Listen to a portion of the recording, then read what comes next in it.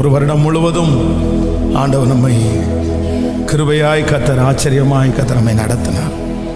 அவருடைய பலன் நம்மோடு கூட இருந்தது, அவருடைய தைரியம் நம்மோடு கூட இருந்தது, அவருடைய வார்த்தை நம்மோடு கூட இருந்தது, அவருடைய உந்துதல், அவருடைய ஆசீர்வாதம் நம்மோட இருந்தது.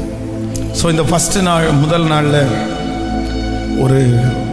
ஒரே ஒரு மனுஷனை உங்களுக்கு முன்பாக வைத்து அவனுடைய வாழ்க்கையில் இந்த மனம் திரும்புதல் அப்படின்ற ஒன்று. அப்படின்னா நம்முடைய வாழ்க்கையில் இந்த மனம் திரும்புதல் அப்படின்றது ஒரே ஒரு டைம் அப்படின்னு நம்ம நினைக்கிறோம். ஒரு டைம், அவ்வளோதான், ஒரு டைம் நம்ம மனம் திரும்பியாச்சு, நம்ம ரட்சிக்கப்பட்டுட்டோம் அப்படின்னு இல்லை. இந்த மனம் திரும்புதல் ஒரு நாளுடைய காரியம் அல்ல. இது நம்முடைய வாழ்க்கை முழுவதும் நம்ம ஆண்டவரை சந்திக்கிற வரைக்கும் இந்த மனம் திரும்புதல் அப்படின்றது ரொம்ப அவசியமான ஒன்று. வேதத்தில் எங்கெல்லாம் ஜனங்கள் மனம் திரும்பினார்களோ, அவருடைய பாவ வழிகளை விட்டு, அவருடைய அக்கிரமத்தை விட்டு, அவர்கள் போய்கொண்டிருக்கிற பாதையை விட்டு மனம் திரும்புதலுக்கு யாரெல்லாம் ஒப்பு கொடுத்தார்களோ, அப்பெல்லாம் அந்த பகுதிகளெல்லாம் இங்கே வாசிக்க பார்க்கும்போது வேதம் சொல்லுகிறது, அங்கெல்லாம் ஆண்டவருடைய இரக்கம் அதிகமாய் வெளிப்பட்டுருச்சு.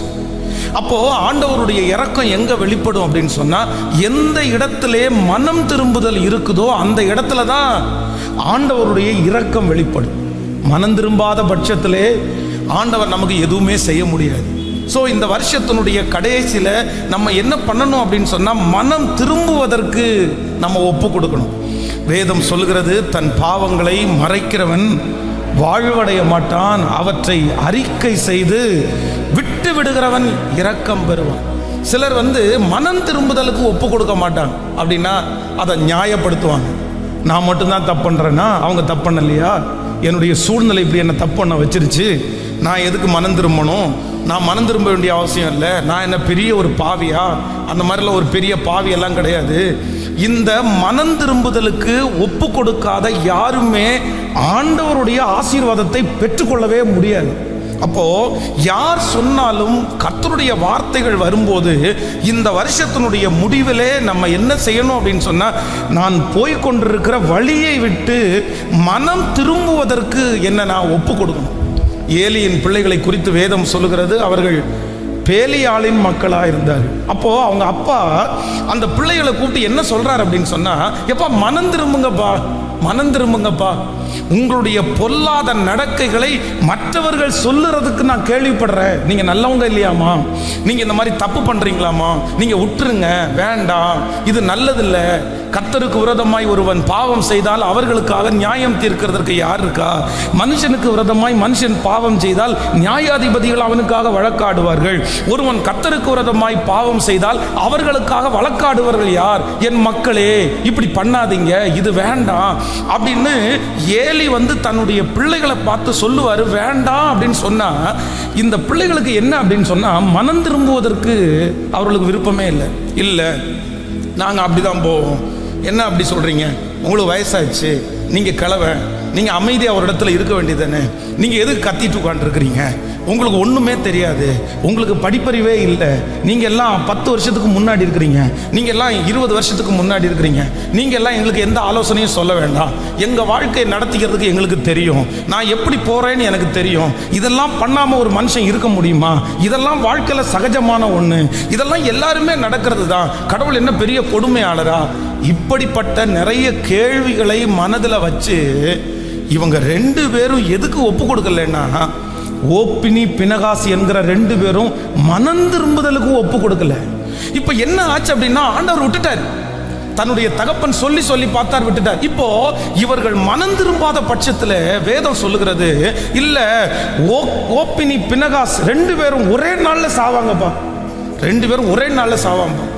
ஸோ இளம் வயதிலே இவர்கள் மனம் திரும்பாமல் இருந்ததுனால 2 பிள்ளைகளும் தங்களுடைய வாழ்க்கையை முடித்து கொள்ள வேண்டிய ஒரு சூழ்நிலைக்கு தள்ளப்பட்டார்கள்.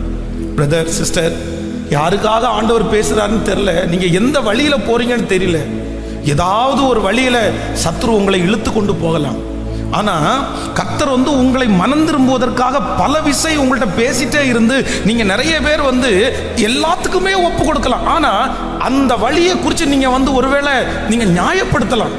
நான் அதில் மாற மாட்டேன், நான் அதில் திருந்த மாட்டேன், நான் அதை விட்டு வெளியே வரமாட்டேன், அது ஒன்றும் தப்பு கிடையாது, அது எல்லாருமே பண்ணுறதான், எல்லாருமே செய்கிறதான். உங்களை நியாயப்படுத்தி கொண்டு நீங்கள் அதிலிருந்து மனம் திரும்பாவிட்டால் நிச்சயமாக சொல்கிறேன், அடுத்த வருஷத்துக்குள்ள காலடி எடுத்து வைக்கும்போது கர்த்தர் எதை குறித்து உங்கள்கிட்ட பேசுகிறாருன்னு தெரில.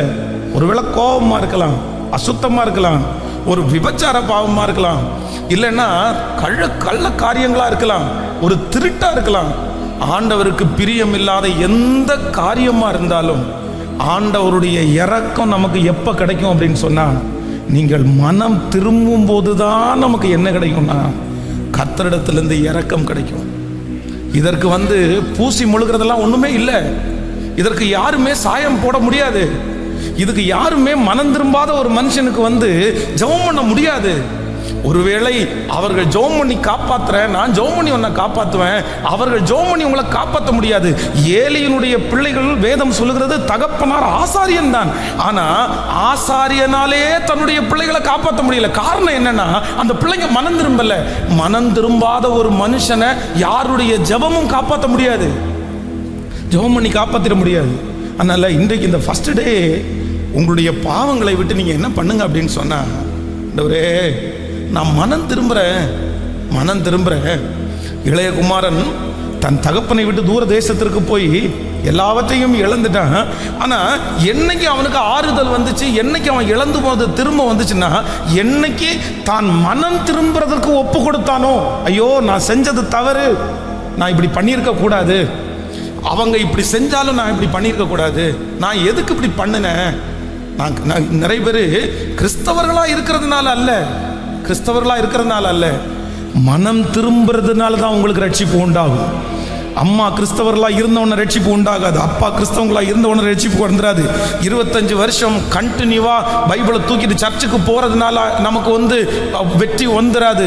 எப்போ ஒரு மனுஷனை ஆண்டவர் தொடுவார், எப்போ ஒரு மனுஷனை ஆண்டவர் நேசிப்பார், எப்போ ஒரு மனுஷனை கர்த்தருடைய கண்கள் காணும் என்றால் அந்த மனுஷன் மனம் திரும்பினதற்கு பிற்பாடு தான் அந்த மனுஷனை ஆண்டவர் பார்க்க முடியும். மனம் திரும்புறதுக்கு ஆண்டவர் விருப்பப்படுறார். அப்போது வேதத்தில் வந்து ஒரு மனுஷனை வந்து நான் வந்து இன்றைக்கி தியானித்தேன். இன்றைக்கி தான் இப்போ தான் வந்தேன், கொஞ்சம் ஒரு 4 o'clock தான் நான் சென்னையிலேருந்து வந்தேன். இன்றைக்கி காலையில் சென்னையில் ஒரு மீட்டிங் இருந்துச்சு. அப்போ வந்து இந்த ஒரு மனுஷனை குறித்து வேதத்தில் வாசிக்கும் போது, ஒரு மனிதன் மனம் திரும்பாததுனால் அவனுக்கு வந்த விளைவுகளை குறித்து நான் வாசித்தேன். அது எனக்கு ரொம்ப வந்து வருத்தமாக இருந்துச்சு. அப்படின்னா ஆண்டவர் நிறைய டைம் எச்சரிக்கிறார்.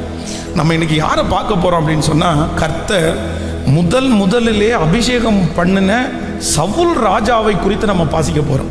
இந்த சவுல் ராஜாவை குறித்து உங்களுக்கு எல்லாருக்கும் தெரியும். இவன் என்ன தேட போகிறான் அப்படின்னு சொன்னால், கழுதையை, காணாமற் போன கழுதையை தேடி போகிறான் பாருங்களேன். அப்படியா அந்த ராஜாவாக அவனை அபிஷேகம் பண்ணுறேன் அப்படின்னு சொல்லும்போது, இந்த சவுல் என்ன சொல்கிறார் அப்படின்னு சொன்னால், பென்யமீன் கோத்திரத்திலே என்னுடைய கோத்திரம். நீங்கள் 1 சாமுவேலின் புஸ்தகம் 9ஆம் அதிகாரத்தினுடைய 1வது வசனத்தை வாசிப்பீர்கள். பென்யமீன் கோத்திரத்திலே கீஸ் என்னும் பேருள்ள மகா பராக்கிரமசாலியான ஒரு மனுஷன் இருந்தான். அவன் பென்யமீன் கோத்திரனாகிய அபியாவின் மகனான பேகோரத்துக்கு பிறந்த சேரோரின் புத்திரனாகிய அபியேலின் குமாரன். அடுத்த 2வது வசனத்தை வாசிக்கலாம். அவனுக்கு சவுல் என்னும் பேருள்ள சௌந்தரியமான வாலிபனாகிய ஒரு குமாரன் இருந்தான். இஸ்ரவேல் புத்திரரில் அவனை பார்க்கிலும் சௌந்தரியவான் இல்லை. எல்லா ஜனங்களும் அவன் தோளுக்கு கீழ் இருக்கத்தக்கதாய் உயரம் உள்ளவனாய் இருந்தான். சவுலின் தகப்பனாகிய கீசனுடைய கழுதைகள் காணாம போயிற்று. ஆகையால் கீஸ் தன் குமாரனாகிய சவுலை நோக்கி, நீ வேலைக்காரரில் ஒருவனை கூட்டிக் கொண்டு கழுதையை தேட புறப்பட்டு போ என்றான். கவனிங்க, தன்னுடைய மகனை வந்து தன்னுடைய தகப்பனார் எதற்கு அனுப்பி விடுறார் அப்படின்னு சொன்னா, காணாமல் போன தன்னுடைய கழுதையை தேடுவதற்காக அனுப்பிவிடுறார். அப்போ ஒரு கழுதை வந்து தன்னுடைய வீட்டில் காணாம போன உடனே அந்த கழுதை காணாம போனா பரவாயில்ல அப்படின்னு சொல்ற அளவுக்கு அந்த குடும்பம் இல்லை. அந்த குடும்பம் அவ்வளோ வந்து கீழே இருக்குது. அந்த கழுதைக்காக அந்த குடும்பம் வந்து பரிதபிக்கிற நிலைமையில தான் அந்த குடும்பம் இருக்குது. அதே வசனத்தை தான் வேதம் சொல்லுகிறது. அவனை அபிஷேகம் பண்ணும்போது என்ன சொல்றாருன்னா, பென்யமீன் கோத்திரத்தில் என்னுடைய கோத்திரம் மிகவும் சிறிய. அப்படி ஒண்ணுமே இல்லாத ஒரு குடும்பத்திலிருந்து கர்த்தர் சவுலை ராஜாவாக ஆண்டவர் தெரிந்து கொள்ளுகிறார். அவனுக்கு கிருபைகள் எல்லாம் ஆண்டவர் கொடுத்தார். ஆண்டவர் அவனை அங்கீகரித்தார். கர்த்தர் அவனை ஆசீர்வதித்தார். கர்த்தர் அவனுக்கு பலன் கொடுத்தார். ஆனா இவனுடைய வாழ்க்கை என்னன்னா, இவனுடைய ஆரம்பத்தை போல அவனுடைய வாழ்க்கை அவன் கொண்டு போகாம இடையில தடுமாறிட்டான். நிறைய இடத்துல கீழ்ப்படியாம போயிட்டான். அவனுக்கு மனம் திரும்புவதற்காக ஆண்டவர் நிறைய வாய்ப்புகளை கர்த்தர் கொடுக்கிறார். இல்ல, நீ போயிட்டு இருக்கிறது தவறு, நீ இப்படி பண்ணக்கூடாது, நீ இப்படி கீழ்ப்படியாம இருக்கிற, இது தண்டனைக்குரிய குற்றம். எத்தனையோ சொன்னதுக்கு பிற்பாடும் இந்த சவுல் என்ன பண்ணலைன்னா, மனம் திரும்புவதற்கு தன்னை ஒப்பு கொடுக்கல. இதனுடைய விளைவை குறித்து நீங்க வாசிங்க. நம்பர் 1, முதலாவதாக வாசிக்கலாமா? ஒரு வசனத்தை வாசிக்கலாம். நீங்கள் 1 சாமுவேலின் புஸ்தகம் 16ஆம் அதிகாரத்தை குழந்தை அங்கே எடுத்து 1 சாமுவேலின் புஸ்தகம் 16ஆம் அதிகாரத்தினுடைய 14, 15, 16வது வசனத்தை வாசிக்கலாமா?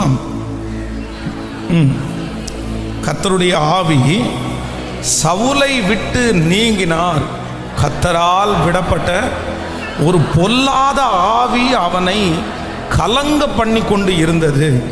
அப்பொழுது சவுலின் ஊழியக்காரர் அவனை நோக்கி, இதோ தேவனால் விடப்பட்ட பொல்லாத ஆவி உம்மை கலங்க பண்ணுகிறதே, சுரமண்டம் வாசிக்கிறதில் தேறின ஒருவனை தேடும்படி. அப்பொழுது தேவனால் விடப்பட்ட பொல்லாத ஆவி உம்மேல் இறங்குகையில் அவன் உன் கையினால் அதை வாசித்தால் உமக்கு சவுக்கியம் உண்டாகும் என்றார்கள். நல்லா கவனிச்சுங்க, என்னை எல்லாருமே கவனிங்க. கர்த்தருடைய பிள்ளைகளே, நம்ம ரொம்ப எச்சரிக்கையாக இருக்கணும். சில காரியத்தை குறித்து ஆண்டவர் மனம் திரும்புவதற்கு உங்களை சொல்லும் போது நீங்கள் அந்த காரியத்தில் என்ன பண்ணிடணும்னா, மனம் திரும்பிடணும். வேண்டாம், இது குற்றம், நீர் பாவம் செய்கிறீர். இந்த சவுல் மனம் திரும்பாம பலி செலுத்துகிறான், மனம் திரும்பல. அப்போ ஆண்டவர் என்ன சொல்றார் அப்படின்னா, பலியை பார்க்கலும் கீழ்ப்படிதலும் ஆட்டுக்கடாக்களின் நிலத்தை பார்க்கலும் கர்த்தருக்கு பயப்படுதலே உத்தமம். இதுக்கு என்ன அர்த்தம் அப்படின்னு சொன்னா, எப்பா நீ மனம் திரும்பாம உன்னுடைய காணிக்கை எனக்கு வேண்டாம்பா. பலியை பார்க்கலும் கீழ்ப்படிதல் என்ன குறைஞ்சதுன்னு நினைக்கிறியா? முதல்ல கர்த்தருடைய சத்தத்துக்கு கீழ்ப்படின்னு சொல்லி ஆண்டவர் இந்த சாமுவேல் தீர்க்கதரிசியின் மூலமாய் எச்சரிக்கிறார். இப்ப என்ன நடக்குது அப்படின்னு சொன்னா, இந்த குடும்பத்திலேயே, பென்யமீன் குடும்பத்திலேயே தேவனுடைய ஆவியை பெற்ற ஒரு மனுஷன் யார் அப்படின்னா சவுல்.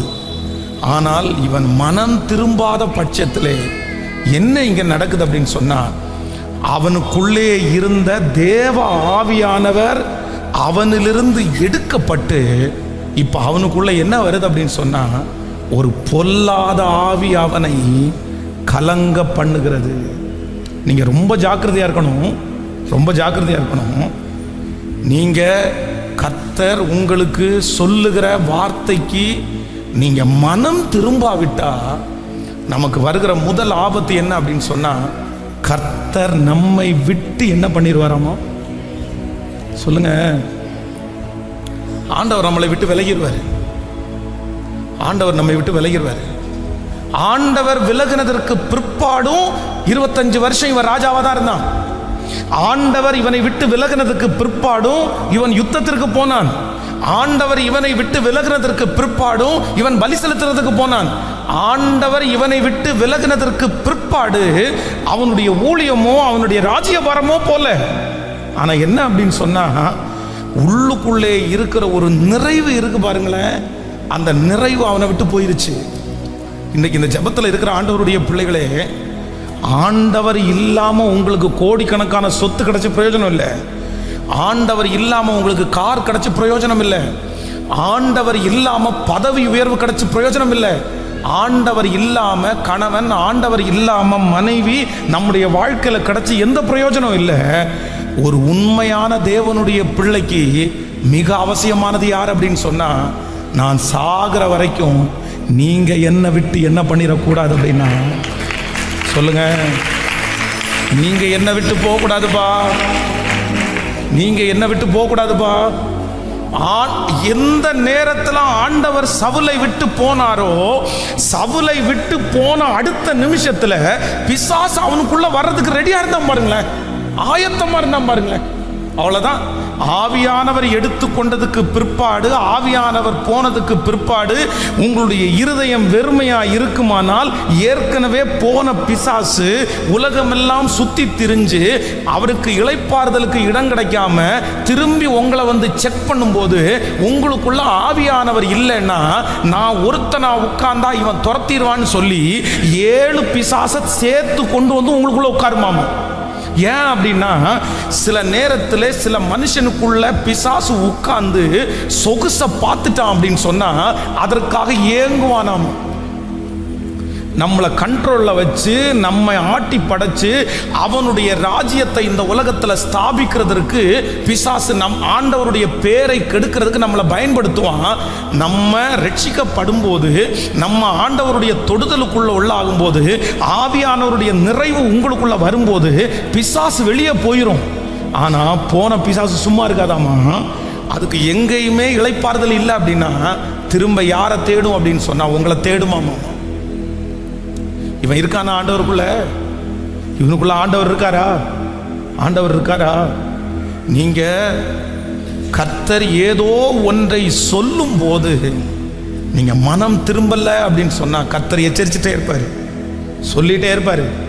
கடைசியில் என்ன நடக்கும் அப்படின்னு சொன்னா, இனி இந்த இடத்துல நீங்க அவமதிச்சு வேண்டாம் வேண்டாம் வேண்டாம்னு சொல்லும் போது உங்களிலிருந்து அந்த ஆண்டவர் என்ன பண்ணுவாருன்னா எடுக்கப்படுவார். நான் இங்கே இருக்க மாட்டேன். ராமநாதபுரத்தில் நான் வந்து இங்கே ரத்னபுரியில் ஊழியம் பண்ணும்போது ராமநாதபுரத்துலேருந்து ஒரு குடும்பம் வந்து கொண்டிருந்தது. அதில் வந்து ராமநாதபுரத்தில் திருச்சபைக்கு போய் கொண்டு கல்யாணம் ஆனதுக்கு பிற்பாடு இங்கே ரத்னபுரியில் அவங்க ஒரு இடத்துல குடியிருந்தாங்க. இந்த சாட்சியை வந்து மறக்கவே முடியாது. இந்த சம்பவத்தை என்னுடைய கையில் தூக்குனதை சொல்கிறேன். ஒரு வாலிப பிள்ளை, அந்த வாலிப பிள்ளைக்கு 2 குழந்தைகள், ஒரே பிரசவத்தில் 2 குழந்தைங்க. அவங்க வந்து அவங்க அம்மாலாம் ரெகுலராக சர்ச்சுக்கு வந்துட்டு இருந்தாங்க. அப்போ வந்து ஒரு குழந்தை திடீரென்று 2 குழந்தையில் ஒரு குழந்தை இறந்து போயிடுச்சு. அப்போ வந்து இறந்து போன உடனே என்கிட்ட சொன்னாங்க, நான் ஜெபம் பண்ணேன். சரி நீங்கள் வீட்டுக்கு வாங்க பாஸ்டர், இன்னொரு குழந்தையும் ரொம்ப பலவீனமாக இருக்குது, நீங்கள் கொஞ்சம் வீட்டுக்கு வர முடியுமா அப்படின்னு கேட்டாங்க.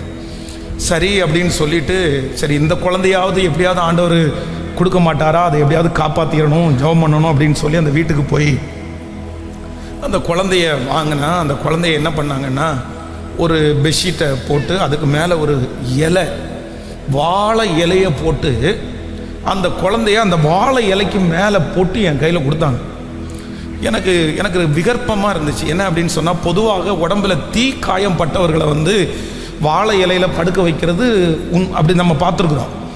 இந்த குழந்தைய போய் ஒரு வாழை இலையில் படிக்க வச்சு என் கையில் கொடுக்குறாங்களேன்னு பார்த்தா, ஒரு தீ பட்ட ஒரு குழந்தையினுடைய உடம்பு எப்படி இருக்குமோ அப்படியே அந்த குழந்தையினுடைய உடம்பு இருக்குது. அப்போது இந்த புருவத்துக்கு பக்கத்தில் பார்த்தீங்க அப்படின்னு சொன்னால் ஒரு அழுக்கு இருந்தது மாதிரி இருக்குது.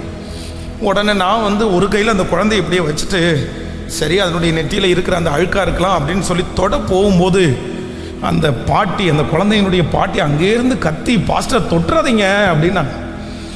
ஏன் அப்படின்னு சொன்னால், நீங்கள் அந்த உடம்பு தொட்டுட்டீங்கன்னா அந்த பிள்ளை தொட்ட உடனே அந்த பிள்ளையினுடைய அந்த தோல் வந்து கையோட வந்துருமாம். கொடுமையான அந்த குழந்தை கத்திட்டே இருக்கு, அந்த குழந்தை அழுதுகிட்டே இருக்குது. என்னால் தாங்கவே முடியல. அப்போ அதற்காக ஜெபம் பண்ணி முடிச்சுட்டு அந்த ரெண்டு நாளைக்குள்ளாக அந்த குழந்தையும் இறந்துருச்சு.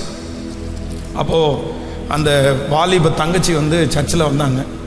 இப்போ ஏன் இப்படி நடந்துச்சு, நீ ஆண்டவருடைய பிள்ளை தானே, ஆண்டவர் எப்படி இதை அனுமதிச்சார் அப்படின்னு சொல்லும்போது அந்த பிள்ளை முழங்கால் படிட்டு, எனக்கு ஒரு மன்னிப்புக்காக நான் வந்திருக்கிறேன்.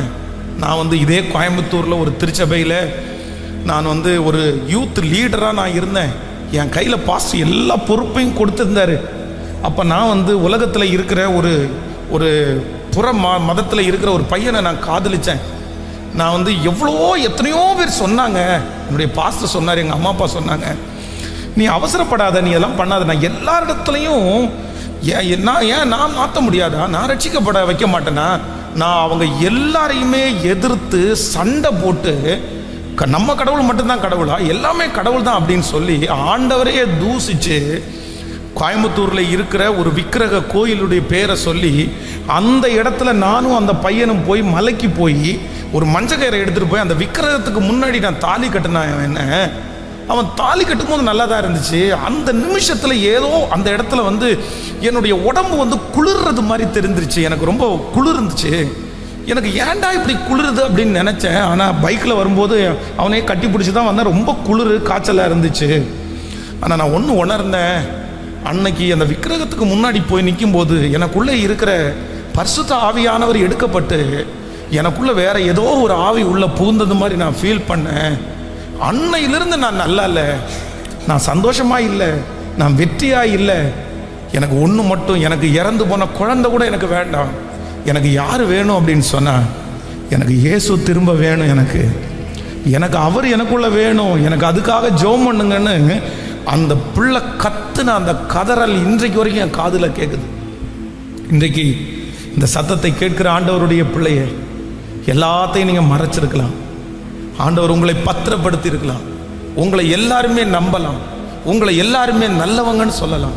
நீங்கள் ஜெபிக்கிறவங்கன்னு சொல்லலாம். இப்போ கூட இந்த சர்ச்சுக்கு வந்திருக்கிறீங்க. இப்போ கூட இந்த சத்தத்தை கேட்கும்போது உங்களை பார்த்து நிறைய பேர் உன்ன மாதிரி நான் இருக்க முடியலையே, உன்ன மாதிரி நான் ஜெபிக்க முடியலன்னு ஆசைப்படுற அளவுக்கு உங்களுடைய ஸ்பிரிச்சுவல் குவாலிட்டி இருக்கலாம், உங்களுடைய ஊழியம் இருக்கலாம். நீங்கள் எல்லாரை விட ஊழியம் செய்யலாம், நீங்கள் எல்லாரை விட ஜெபிக்கலாம், நீங்கள் எல்லாரை விட ஆண்டவருடைய ஊழியத்தை தாங்கலாம். ஆனால் ஆண்டவர் என்ன எதிர்பார்க்கிறார் அப்படின்னு சொன்னா, இல்லை, ஒரு காரியத்தை கர்த்தர் எச்சரிக்கும் போது நீங்க எச்சரிக்கை கேட்காவிட்டால் உங்களுக்குள்ள ஆவியானவர் என்ன பண்ண மாட்டாருன்னா, உள்ளுக்குள்ள ஆண்டவர் இருக்கவே மாட்டார். இந்த சுத்திகரிப்பு ஜெபத்தில் ஃபர்ஸ்ட் என்ன ஜெபிக்கணும்னா, எனக்கு ஒன்றுமே வேண்டாம், ஆனால் நீங்கள் மட்டும் என்னை விட்டு என்ன பண்ணாதீங்கன்னா, சத்தமாக சொல்லுங்க. இஸ்ரவேல் ஜனங்களை பிரயாணத்தில் கொண்டு போகும்போது போகிற வழியில் இஸ்ரவேல் ஜனங்கள் ரொம்ப பிரச்சனை பண்ணும்போது மோசையை பார்த்து ஆண்டவர் சொல்றாரு, இந்த ஜனங்கள் வணங்கா கழுத்துள்ள ஜனங்கள், அதனால என் சமூகம் உனக்கு முன்பாக செல்லும், நான் உனக்கு இளைப்பாறுதலை தருவேன் அப்படின்னு சொல்லும்போது மோசே என்ன சொல்றாரு அப்படின்னு சொன்னா, ஆண்டவரே இந்த சமூகம் சொல்லும், தூதன் சொல்லுவான், இந்த வார்த்தையெல்லாம் என்கிட்ட பேசாதீங்க. நீர் என்னோடு கூட வராவிட்டால் என்னை இவ்விடத்திலிருந்து அனுப்பாதிரும், என்னை இவ்விடத்திலிருந்து அனுப்பாதிரும். இத்தனைக்கும் ஆண்டவர் சொல்றாரு, நீ போப்பா, உனக்கு ஒன்றும் பிரச்சனை இல்லை, என் சமூகம் உனக்கு முன்பாக சொல்லும், உனக்கு டென்ஷன் இல்லை, உனக்கு கவலை இல்லை, உனக்கு நான் இளைப்பாறுதல் தருவேன். ஆனா நம்ம நிறைய பேர் பைக்லையும் நிறைய பேர் கார்லையும் என் சமூகம் உனக்கு முன்பாக செல்லும், என் சமூகம் உனக்கு முன்பாக செல்லும் அப்படின்ற வாக்குத்தத்தத்தை நம்ம போடுறோம். ஆனால் உண்மையிலேயே இந்த வாக்குத்தத்தம் மோசே ரிஜெக்ட் பண்ண வாக்குத்தத்தம், எனக்கு வேண்டான்னு சொன்ன வாக்குத்தத்தம். எனக்கு உங்க சமூகம் முன்னாடி போக வேண்டாம், எனக்கு யாரு முன்னாடி போகணும் அப்படின்னு சொன்னா, நீங்க எனக்கு முன்பாக போகிற அந்த தலைமைத்துவம் இருந்தால் எனக்கு போதுமானது, போதுமானது. ஆண்டவரே,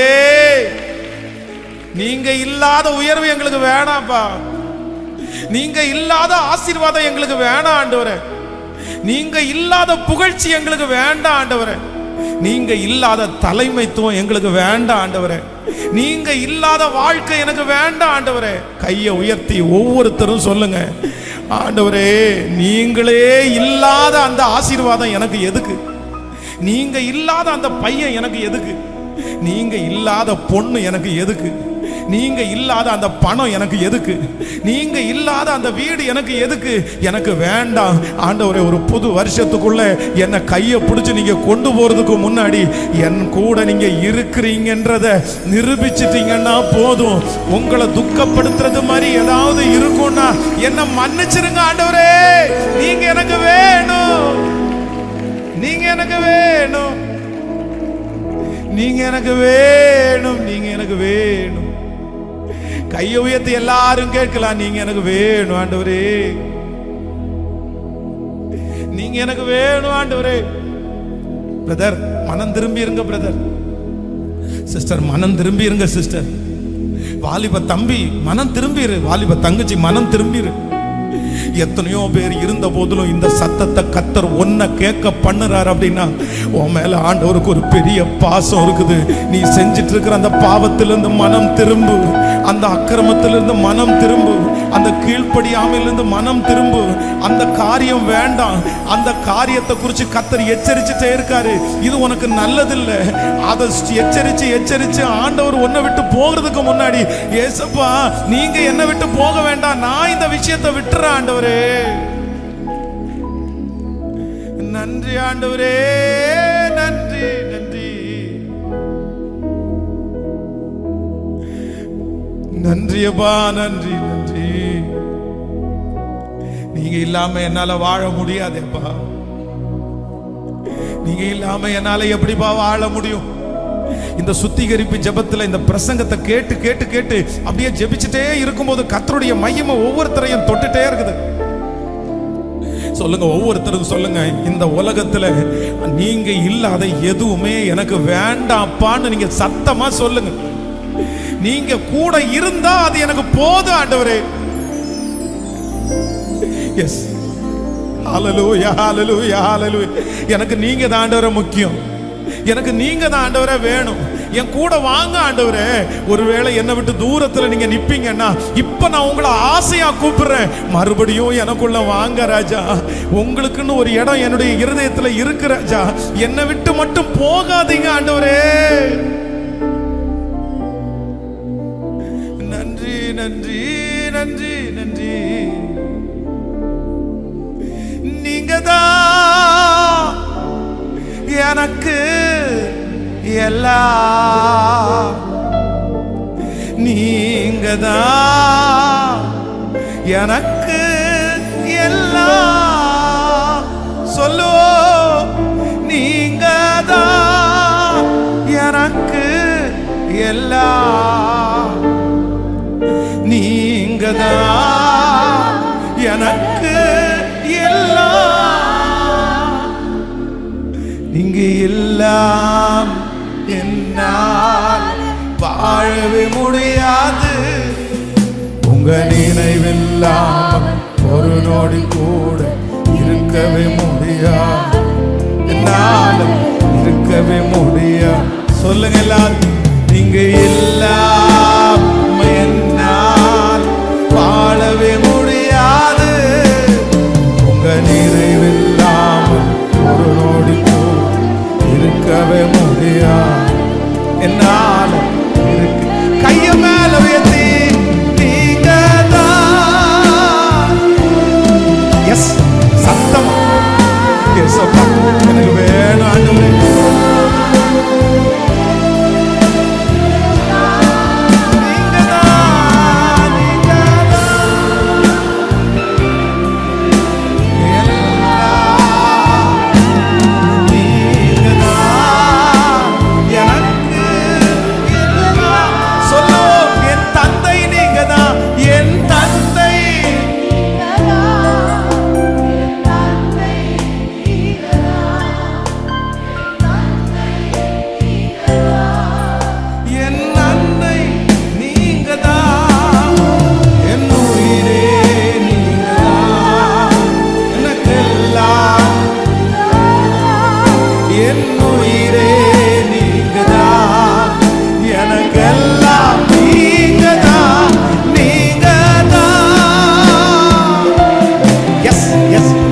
ஜெபிக்கிறவங்க ஜெபி, கேட்கிறவங்க கேளுங்க. ஏசப்பா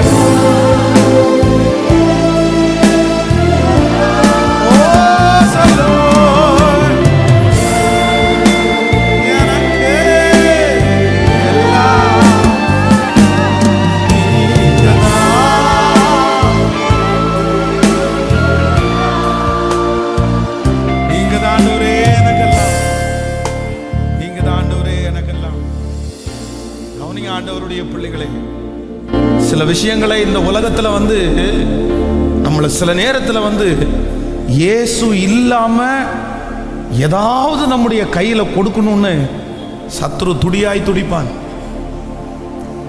ஆனா உண்மையிலே நீங்க இயேசுவை ஒதுக்கி வச்சுட்டு, இயேசு இல்லைன்னா பரவாயில்ல, இயேசு இல்லைன்னா பரவாயில்ல, சிலர் வந்து திருமணத்துல எல்லாம் நிறைய மிஸ்டேக் பண்ணுவாங்க. என்னன்னா, அந்த பிள்ளை மேல வச்ச பாசம், அந்த பையன் மேல வச்ச ஆசை, அந்த சொத்து மேல இருக்கிற மோகம், அந்த ஆசீர்வாதத்தின் மேல இருக்கிற அந்த கண்ணு, இல்லைன்னா தாமதமாகிறதுனால இருக்கிற அந்த அந்த உற்சாகம், இதனால எல்லாத்துலேயும் சில நேரத்தில் மனசுக்குள்ள என்ன நினைக்கும் அப்படின்னு சொன்னா, இயேசு தானே நம்ம கூப்பிட்டுக்கலாம், இயேசு தானே அவர் வந்துருவாரு, அப்புறம் பண்ணிக்கலாம், அது இல்லாட்டி என்ன, மற்றதெல்லாம் இருக்கு. நான் சொல்றேன், எது இல்லாட்டியும் பரவாயில்ல, எது இல்லாட்டியும் பரவாயில்ல. இந்த சத்தத்தை கேட்கிற வாலிப தம்பியும் தங்கச்சியும் ஒரு தீர்மானம் மட்டும் பண்ண. உன் வாழ்க்கையில பிசாசு இயேசு இல்லாம எது கொடுத்தாலும் நீ முதல்ல சொல்ல வேண்டியது என்ன அப்படின்னு சொன்னா, இயேசுவே இல்லாத இடத்துல எனக்கு அந்த இடத்துல வேலை சொல்லுங்க. அது எனக்கு வேண்டாம், அது எனக்கு வேண்டாம். அது சில நேரத்தில் வந்து ஃபர்ஸ்ட் நன்மையாக தான் இருக்கும். சில நேரத்தில் வந்து பொழைக்க தெரியாத ஒன்று சொல்லுவாங்க நிறைய பேர். நாம் இந்த உலகத்தில் வந்து நாம் இந்த உலகத்தில் பிழைக்கிறதுக்காக வரல. எதுக்கு? நம்முடைய குடியிருப்போ எங்கே இருக்கு அப்படின்னு சொன்னா ஆமேன்னு சொல்லுங்கள். உங்கள் வாழ்க்கையில் 1000 வரலாம் பிரதர், 1000 வரலாம். ஆனால் உங்கள் வாழ்க்கையில் திருப்தி எதில் உண்டாகும் அப்படின்னு சொன்னாங்க, நீங்கள் இயேசு உங்கள் கூட இருக்கிறதுல மட்டும்தான். எந்த இடத்துலையும் இதில் மட்டும் காம்ப்ரமைஸ் பண்ணவே மாட்டேன். எனக்கு யார் முக்கியம்னா, எனக்கு இயேசு முக்கியம். சொல்லுங்க பார்க்கல ஒரு 5 டைம் கையை உயர்த்து. எனக்கு இயேசு முக்கியம், எனக்கு இயேசு வேண்டும், எனக்கு இயேசு தேவை, எனக்கு இயேசு போதும். வாலிப தம்பி அம்மாவை தூக்கி விசிறடிச்சது மாதிரி இயேசுவை தூக்கி நீ விசிறடிச்சிருக்கலாம். இந்த இயேசு எனக்கு வேண்டான்னு உன் வாயில நீ சொல்லி இருக்கலாம். உன் மனசுக்குள்ள இந்த இயேசுவை தேடி தேடி என்ன கண்டேன், இந்த இயேசு எனக்கு வேண்டான்னு கூட சொல்லலாம். ஆனா உண்மையிலே இயேசு இல்லாத வாழ்க்கையை உன்னால வாழவே முடியாது. இயேசு மட்டும் உனக்குள்ள இருந்து வெளியே போயிட்டாருன்னா இந்த உலகத்துல இருக்கிற அத்தனை அசுத்தமும் உன்னை தேடி வர்றதுக்கு ரெடியா இருக்குது, ரெடியா இருக்குது. என்ன ஒரு நிமிஷம் எல்லாரும் என்ன பாருங்க. இந்த சவுல் வந்து நீங்க வேதத்துல வாசிச்சீங்கன்னா, என்னைக்கு இயேசு இவனை விட்டு அந்த தேவனுடைய ஆவியானவர் போனாரோ நீங்க பாருங்க, அதுக்கப்புறம் ஒன்னொன்னா இவனுக்குள்ள வந்துச்சுங்க. எல்லாமே வந்து சேர்ந்துச்சு. கீழ்ப்படியாம வந்துச்சு, கோபம் வந்துருச்சு, மற்றவங்க மேல எரிச்சல் வந்துருச்சு, கசப்பு வந்துருச்சு, கொலை பண்ணணுன்ற வெறித்தனம் வந்துருச்சு. தன்னுடைய வேலையெல்லாம் விட்டுட்டு ஒரே ஒரு மனுஷனுக்காக கத்தியை தூக்கிட்டு அலைஞ்சான் பாருங்க. இயேசு அவனுக்குள்ள போனதுக்கு அப்புறம் தன்னுடைய மகளுடைய வாழ்க்கையை குறித்து அவன் கவலைப்படவே இல்லை. மீகாலை கூப்பிச்சு தாவீதுக்கு கல்யாணம் பண்ணி வச்சு அவளுக்கு திருமணம் பண்ணி வச்சு அந்த பையனை தாவீதை கொன்னு என் பிள்ளைய வந்து அனாதை ஆக்குறது தப்புன்னு தெரியல பாருங்களேன். தன்னுடைய மகன் யோனத்தான் வந்து கழுகை போல வேகமாய் ஓடக்கூடிய பையன், ரொம்ப பராக்கிரமசாலி. அவனுக்கு பிற்பாடு யோனத்தான் தான் கண்டிப்பா ராஜ்யபாரத்தில் வரணும். அவனுடைய ஆயுததாரியும் அவனும் 2 பேரும் போய் எதிரியினுடைய பாளையத்தில் அவ்வளோ பெரிய வெற்றியை கொண்டு வந்தாங்க. ஆனா தன்னுடைய பையனை பார்த்து கெட்ட வார்த்தையில திட்டுறது மாதிரி திட்டி, நீ அந்த பேலியாளின் பையனுக்கு மேல நீ நேசம் வச்சதால் தான் நான் இப்படி இருக்கிறேன்னு சொல்லி தன்னுடைய பிள்ளையே நெருங்க விடாத, தன்னுடைய பிள்ளையை கொலை பண்றதுக்கு அஞ்சல் அவங்க அப்பா. இத்தனை குணமும் எங்க வந்துருச்சு அப்படின்னு சொன்னா, இயேசு அவனை விட்டு போனதுக்கு பிற்பாடு, பிரசன்னம் போனதுக்கு பிற்பாடு வந்துருச்சு. அதனால ஆண்டவர் நம்மை விட்டு போனால் உலகத்தில் இருக்கிற எல்லாமே நம்மகிட்ட வந்து சேரும். ஆனா யாரோ ஒருத்தருக்கு பேசுறாரு, நோ காம்ப்ரமைஸ். இதுல மட்டும் நான் வந்து கண்டிப்பா விட்டு தர மாட்டேன். எனக்கு யாரு முக்கியம்னு கேட்டா நீங்க ஒரு வார்த்தை மட்டும்தான் சொல்லணும். தீர்மானம் எடுக்கிறீங்களா? இயேசு இல்லாம கோடி கொடுத்தாலும் எனக்கு அது தேவை. இயேசு இல்லாத வர்ற நரகமா இருந்தால் கூட எனக்கு பரவாயில்ல. இயேசு என் கூட இருக்கிறார்னா நரகமும் எனக்கு பரலோகம்தான். அது நரகத்தை நான் அனுபவிச்சாலும் வலி எனக்கு இருந்தாலும் இயேசு இருப்பாரானால் அதுதான் எனக்கு பரலோகம். எனக்கு இயேசு தான் வேணும். நீங்க செய்து கொண்டிருக்கிற தவறிலே நீங்க மனம் திரும்பாவிட்டால் உங்களுக்கு ஏற்படுகிற ஃபர்ஸ்ட் ஆபத்து என்ன அப்படின்னா, ஆண்டவர் சைலண்டாக போயிடுவார், சைலண்டாக போயிடுவார். அதான் நான் அடிக்கடி சொல்லியிருக்கிறேன், உலகத்தில் பிசாசு உங்களை விட்டு போகிறதுக்கும் இயேசு உங்களை விட்டு போகிறதுக்கும் நிறைய வித்தியாசம். பிசாசு உங்களை விட்டு போகும்போது அலக்கழிக்காமல் உங்களை விட்டு போக மாட்டான். உங்களை கூப்பாடு போட வச்சு, உங்களை ஸ்டெயின் பண்ண வச்சு, கத்தி, அதுக்கப்புறம் தான் பிசாசு வெளியே போகும். ஆனால் ஆண்டவர் மட்டும் உங்களை விட்டு போகும்போது எப்படி போவாருன்னா ரொம்ப அமைதியாக, எதையுமே சொல்லாமல். எனக்கு என்ன அப்படின்னா, சர்ச்சில் ஒரு 1000 பேர் வந்தாலும் எத்தனை பேரோட இயேசு இருக்கிறார்ன்றதான் ஒரு பெரிய கேள்விக்குறி. எத்தனை பேரோட இயேசு இருக்கிறார்? கர்த்தர் உங்க கூட இருக்கிறாரா? ஆண்டவர் உங்க கூட இருக்கிறத வெறும் பணத்தை வச்செல்லாம் நம்ம வந்து கணக்கு போட்ட முடியாது.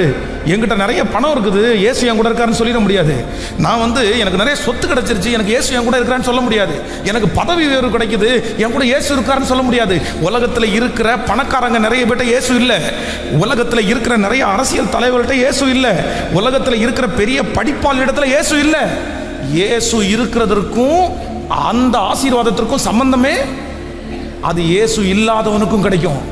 ஆனால் இயேசு என் கூட இருக்கிறார் அப்படின்றதுக்கு என்ன அர்த்தம் அப்படின்னு சொன்னால், ஒரு தப்பு நடக்கும்போது, ஒரு காரியத்தை செய்ய நினைக்கும் போது என் மனசுக்குள்ள இதை செய்யாத, இது உனக்கு நல்லதில்லை, இது உனக்கு வேண்டாம், இதை நீ மன்னிச்சிரு, இதை நீ விட்டுரு, இது உனக்கு அவசியம் இல்லாதது, நீ எப்படி இதை செய்வேன்னு உள்ளுக்குள்ளே இருந்து ஒருத்தர் நம்மளை கண்ட்ரோல் பண்ணுவார் பாருங்களேன். அந்த ஆவியானவர் உங்களுக்குள்ளே இருப்பாரானால் அவர்தான் நம்மை சகல சத்தியத்திற்குள்ளும் வழி நடத்துகிறவர். என்ன திட்டுங்க, என்ன கரெக்ட் பண்ணுங்க, என்ன வழி நடத்துங்க, எனக்கு நீங்க வேணுமாண்டவரே, கையை உயர்த்தி சத்தமா சொல்லுங்க, எனக்கு நீங்க வேணும், எனக்கு நீங்க வேணும், எனக்கு நீங்க வேணும், வேணும். ஏசப்பா, ஏசப்பா, நானும் வருகிறேன், கலிலைய கடல் ஓரமா என்னை விட்டு போகாதீங்க ராஜா, என்னுள்ளம் தாங்க. அன்று ஒலிவ மலையில் ஏறி மறுரூபமா நீங்க கடலின் மேல நடந்து அதிசயம் செய்தி. அன்று ஒலிவ மலையில் ஏறி மறுரூபமா நீ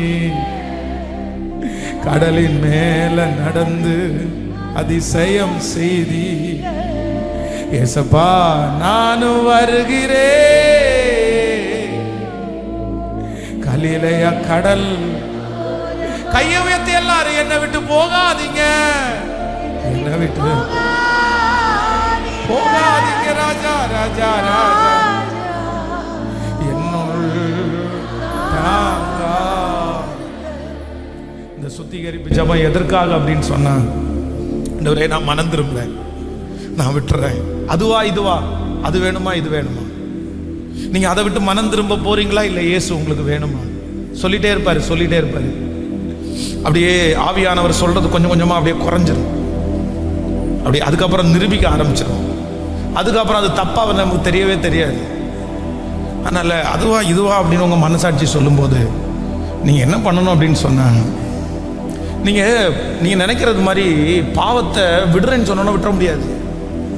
பாவத்திலிருந்து விடுதலை கொடுக்கறதுக்கு யாரால மட்டும்தான் முடியும்னா கர்த்தரால மட்டும்தான் முடியும்.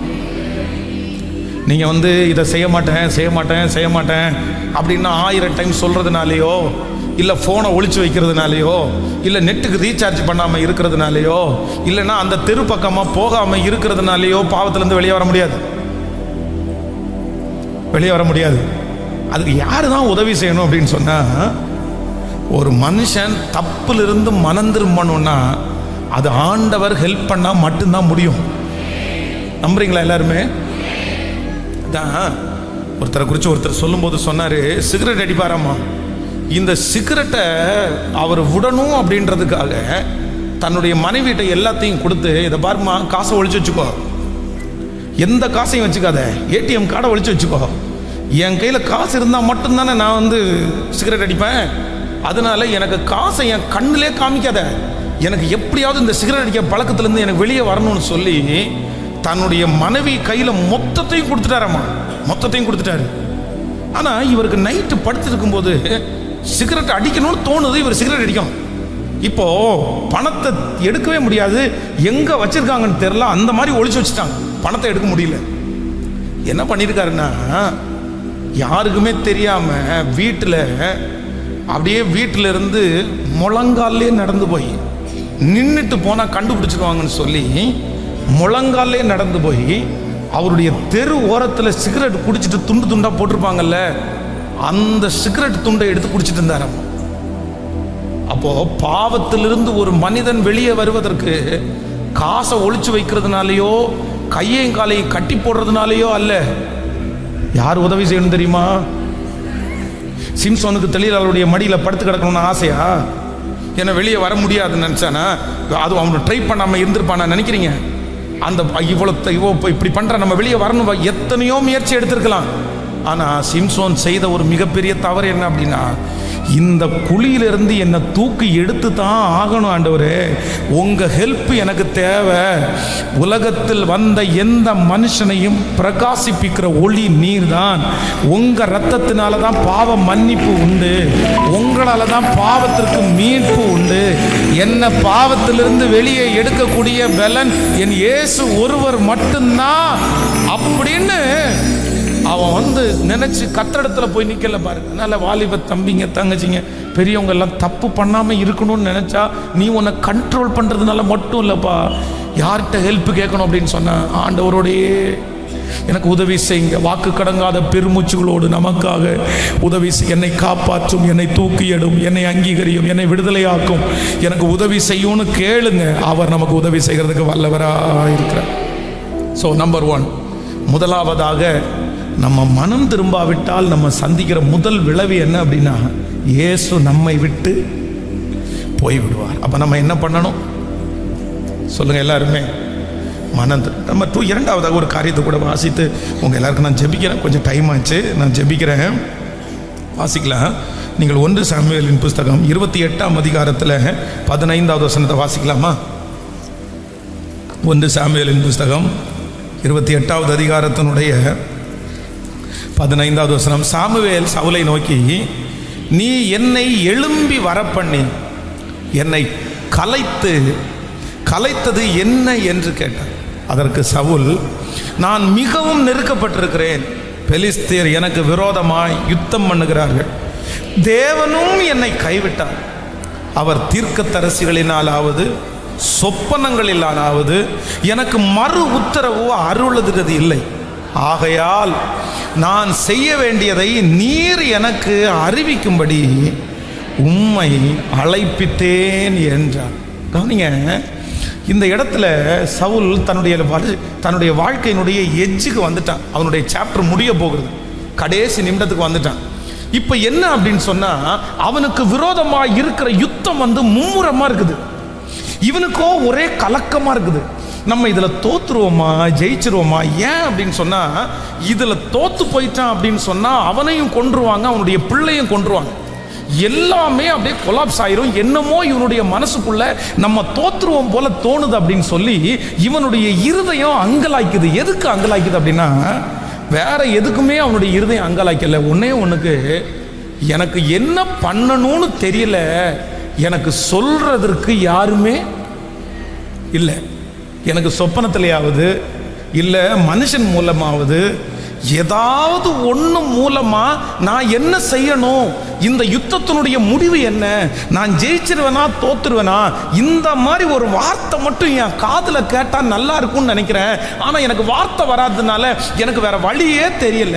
அதனால தான் உங்களை எழுப்பணும்னு நினைச்சேன். நான் என்ன பண்ணணும், எனக்கு வெற்றியா தோல்வியான்னு கேட்குறான். கவனிங்கள், ஆண்டவர் நீங்கள் மனம் திரும்பாத பட்சத்தில் நமக்கு வருகிற 2வது பனிஷ்மெண்ட் என்ன அப்படின்னு சொன்னால், ரொம்ப மோசமானது. ஆண்டவர் நம்மிடத்தில் பேசுகிறத ஆண்டவர் என்ன பண்ணுவார், நிறுத்திடுவார். இன்னைக்கு நம்ம வாழ்கிறதே எதில் வாழ்கிறோம்னு நினைக்கிறீங்க? சாப்பாட்டிலையா வாழ்கிறோம்? நம்ம வாழ்கிறது, நீங்கள் இங்கே இருக்கிற நிறைய பேர் எதில் வாழ்கிறீங்க தெரியுமா? இந்த சத்தத்தை கேட்குற நிறைய பேர் எதில் வாழ்றீங்க தெரியுமா? ஆண்டவர் உங்களோட பேசுகிற வார்த்தையினால மட்டும்தான் வாழ்றீங்க. இந்த 2024 முழுக்க நீங்க கடந்து வந்தது உங்க பலத்தால கடந்து வரல, கர்த்தருடைய வார்த்தையினால கடந்து வந்தீங்க. அவர் தேற்றினார், அவர் ஆற்றினார், அவர் சொல்லி கொடுத்தார், அவர் தட்டி கொடுத்தார், அவர் பலப்படுத்தினார், அவர் நம்மோட பேசினார். அதனாலதான் நம்ம உயிரோட இருக்கிறோம். இல்லைன்னா நம்ம செத்துருப்போம். இல்லைன்னா இந்த வாழ்க்கையை நமக்கு வெறுத்துரும். இயேசு மட்டும் பேசலைன்னா ஞாயிற்றுக்கிழமை அப்படியே ஆலயத்துக்கு வரும்போது பாருங்க, 1000 பேர் இருந்தாலும் நம்ம கூட மட்டும் ஆண்டவர் பேசுவார். யூடியூபை திறந்தா நம்ம கூட ஆண்டவர் பேசுவார். பைபிளை திறந்தா நம்ம கூட ஆண்டவர் பேசுவார். யாராவது ஒருத்தர் ஜெபிக்க வந்தா ஆண்டவர் நம்ம கூட பேசுவார். ஆண்டவர் பேசின அந்த வார்த்தையினால தான் நம்ம பிழைச்சிருக்கிறோம், நம்ம உயிரோட இருக்கிறோம். இப்போ நினைச்சு பாருங்க, ஆண்டவர் பேசுறத மட்டும் நிப்பாட்டிட்டாருன்னா சொல்லுங்களேன். இந்த சர்ச்சில் வந்து எத்தனையோ பேர் இந்த திருச்சபையில் அட்டன் பண்ணுறாங்க, ரொம்ப சந்தோஷம். ஆனால் இங்கே மேலே வந்து ஒரு மீடியா ரூம் ஒன்று இருக்குது. இந்த மேலே ஒரு மீடியா ரூம் இருக்குது. இந்த மீடியா ரூமில் ஒரு சில வாலிப தம்பிகளுக்கு வேலையே இருக்காது. அவனுக்கும் அந்த மீடியா ரூமுக்கும் சம்மந்தமே இருக்காது.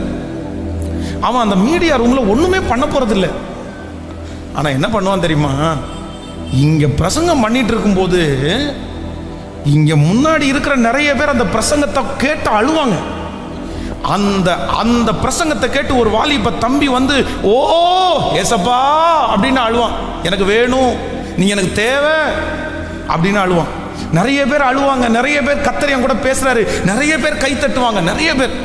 ஆனா இதே திருச்சபை, இதே சத்தம் அந்த ரூம்ல இருக்கிற ஒரு வாலிப தம்பிக்கு மட்டும் அத்தனை வார்த்தை அத்தனை பேரை எழுப்பினாலும் அவன் காதுக்குள்ள அந்த வார்த்தை என்ன பண்ணாது? சொல்லுங்க. ஒரு வார்த்தை போகாது, ஒரு சிங்கிள் வேர்டு போகாது. சர்ச்சில் வந்திருக்கிற 2000 பேர் வர்றாங்க, 1000 பேர் வர்றாங்கன்னா 1000 பேரோடைய ஆண்டவர் பேசுறாரு நினைக்கிறீங்க? இல்ல. சிலர் பக்கத்தில் நோண்டிட்டே இருப்பாங்க. போர் அடிக்குது, என்ன பேசிட்டு இருக்கார், போர் அடிக்குது. ஏன்னா அந்த வார்த்தை அவனுக்குள்ள. சொல்லுங்க. டிவி ஆஃப் பண்ணு. எத்தனை நேரம் தான் பேசிட்டு, எத்தனை நேரம் தான் கேட்டிருப்பீங்க? சலிக்கவே சலிக்காதா அவனுக்குள்ள அந்த வார்த்தை? சொல்லுங்க. போகல போகல, நான் எந்திரிச்சு போறேன். கணவனார் மனைவியை வந்து திட்டுவார். எத்தனை மணி நேரம் தான் சர்ச்சில் உட்காந்துருக்கிறது? ஒரு மணி நேரம் உட்கார்ற சர்ச்சு மாதிரி எதுவும் கிடையாதா? உட்காந்து பேசிட்டே இருக்கிறாங்க, நீங்க கேட்டுட்டே இருக்கிற. என்ன அங்க இருக்குது? அவங்களுக்குள்ள என்ன செய்யல? இது இப்ப தெரியாது. இந்த வார்த்தை கிடைக்காம ஒரு பஞ்சகாலம் வரும் பாருங்களேன். இந்த சவுல் ஆரம்பத்தில் சாமுவேல் வந்து, நீ இப்படி பண்ணாத, இப்படி செய்யாத, இது உனக்கு தவறு அப்படின்னு பேச பேச பேச, இந்த ஆள் வராம இருந்தா நல்லா இருக்குமே, இந்த ஆள் பேசாம இருந்தா நல்லா இருக்குமே, கொஞ்சம் வாயை மூடிட்டு அந்த பக்கம் போறீங்களா, நீங்க ஆவுன்னா வந்தா குறை சொல்லிட்டே இருக்கிறீங்கன்னு சொல்லி இந்த சாமுவேலை திட்டாத குறையா போன்னு அனுப்புன இந்த ராஜா இன்னைக்கு என்ன பண்றாரு தெரியுமா? ஒரு வார்த்தை சொல்ல மாட்டீங்களா?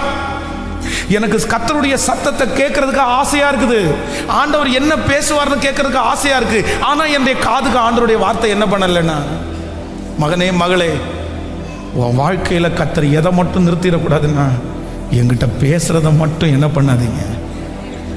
இந்த உலகத்திலேயே பெரிய பனிஷ்மெண்ட் என்ன பனிஷ்மெண்ட்னா, இயேசு என் கூட பேசாம இருக்கிறது தான். சொல்லுங்க சத்தமா. அதுதான் பெரிய பனிஷ்மெண்ட்.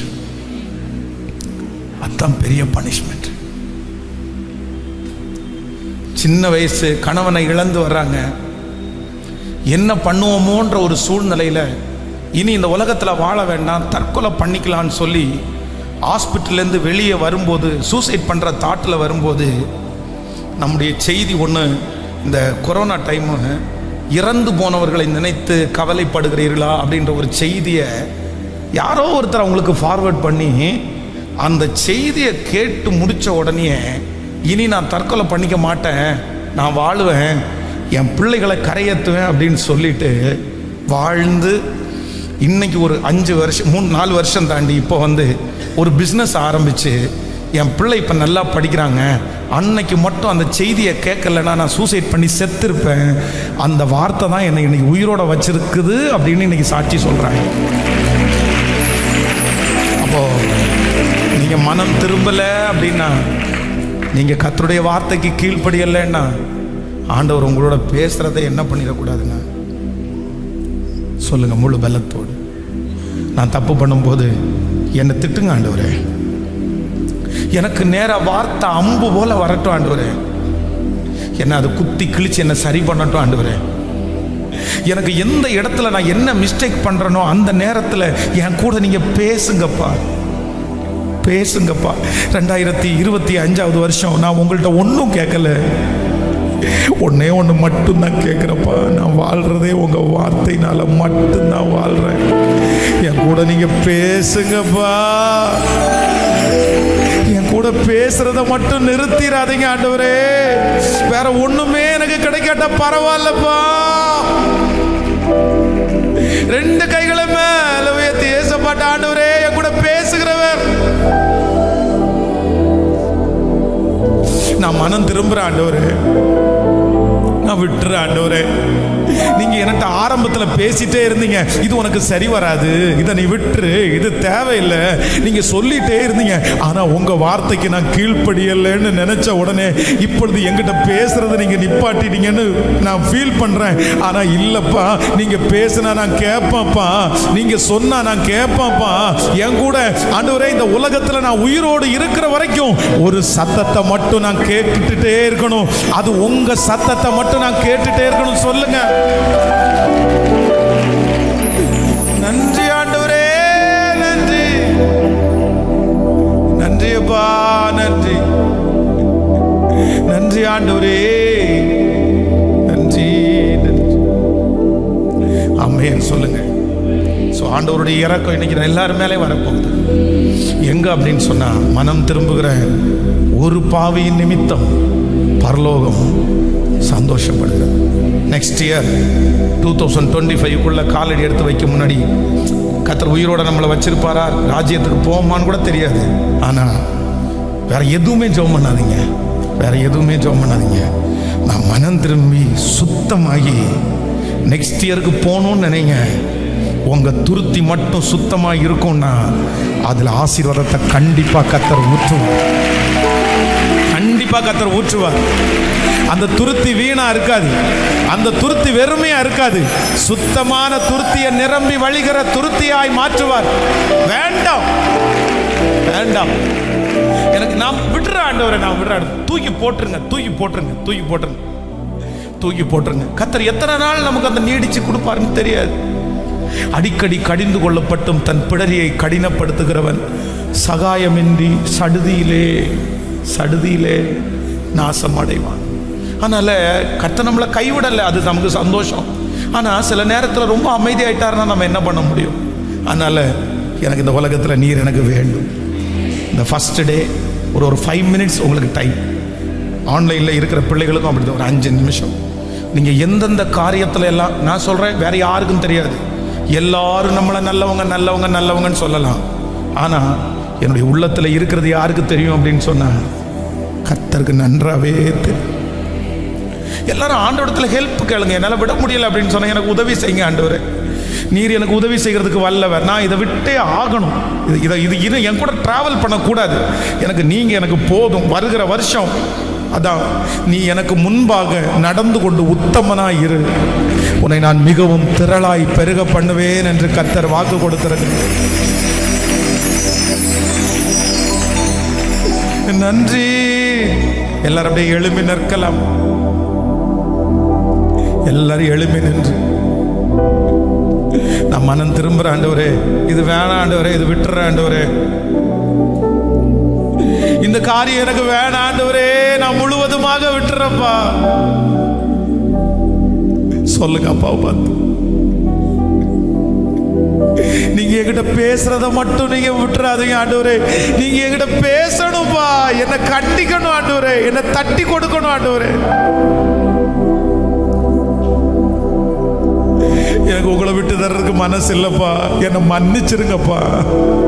நான் அதுல இருந்து வெளியே வர்றதுக்கு நான் விரும்புறேன் ஆண்டவரே. அது எனக்கு வேண்டாம் ஆண்டவரே. பிரதர், மண்ணுக்காக மாணிக்கத்தை விட்டுறாதீங்க. பிரதர், சிஸ்டர், மண்ணுக்காக மாணிக்கத்தை விட்டுறாதீங்க. மகளே, மகனே, மண்ணுக்காக மாணிக்கத்தை விட்டுறாத. கர்த்தர் உனக்கு ஒரு பெரிய மாணிக்கத்தை கர்த்தர் வச்சிருக்கிறாரு. கர்த்தர் நீ அறியாத ஒரு இடத்தை கர்த்தர் உனக்கு வச்சிருக்கிறாரு. உனக்கு எட்டாத ஒரு சிகரத்தை ஆண்டவர் உனக்கு வச்சிருக்கிறாரு. ஆண்டவர் உன்னை கொண்டு செய்ய போகிற காரியம் பெரிய காரியம். நீ சாதாரணமான ஆள் இல்ல, நீ அசாதாரணமான காரியத்தை செய்ய போறவன். உன் மேல கர்த்தர் வச்சிருக்கிற திட்டம் ரொம்ப பெருசு. உங்க அம்மா வச்சதை விட, உங்க அப்பா வச்சதை விட, உங்களை சுத்தி இருக்கிறவங்க வச்சதை விட உன் மேல கர்த்தர் வச்சிருக்கிற திட்டம் அது ரொம்ப பெருசு. யாருமே அறியல, யாருக்குமே தெரியாது. அவ்வளவு பெரிய திட்டத்தை கர்த்தர் மேல வச்சிருக்கிறாரு. ஆனா நீ மட்டும் அந்த காரியத்துக்கு பின்னாடி போகாத. கர்த்தர் சொல்றாரு, உனக்கு மாணிக்கத்தை நான் வச்சிருக்கிறேன். கையை உயர்த்தி என்ன மன்னிச்சிருங்க ஆண்டவரே. நான் அதை விட்டுறேன் ஆண்டவரே. சத்தமா சத்தமா என்னை விட்டுறேன் பாதர். எனக்கு அந்த கோபத்தை நான் விட்டுறேன் ஆண்டவரே. அந்த எரிச்சலை நான் விட்டுறேன் ஆண்டவரே. பிரதர், நீங்க எல்லாத்துலயும் சரி பிரதர்.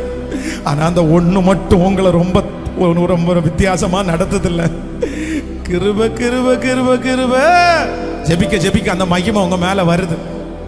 இல்ல, புது வருஷத்துக்குள்ள போகும்போது அந்த தப்போட நான் போக மாட்டேன், அந்த பாவத்தோட நான் போக போறது இல்லை. நீங்க அறிக்கை செய்ய செய்ய கர்த்தர் அதை செய்யறாரு. ஆண்டவரே, வேற ஒண்ணும் வேணாம் ஆண்டவரே. நீங்க எனக்கு இருந்தா போதும். நீங்க இருந்தா போதும். நீங்க இருந்தா போதும். நீங்க இருந்தா போதும். நீங்க இருந்தா போதும். ஏசப்பா, நானும் வருகிறேன். கலிலைய கடல் என்னை விட்டு போகாதீங்க ராஜா. என்னுள்ள தாங்க. பாடுறவங்க பாடுங்க, ஜெபிக்கிறவங்க சத்தத்தை உயர்த்தி நீங்க எனக்கு வேணும் ஆண்டவர். இப்ப நிறைய பேருடைய கையை ஆண்டவர் பிடிக்கிற. ஏசப்பா, ஏசப்பா, வருகிற வருஷம் எனக்கு ஒண்ணுமே என் கையில இல்லைன்னா கூட பரவாயில்ல ஆண்டவர், என் கையை நீங்க பிடிச்சிருங்கப்பா. நீங்க எனக்கு வழிகாட்டுங்க ஆண்டவரே. நீங்க எனக்கு வேணும் ஆண்டவரே. நீங்க எனக்கு வேணும்.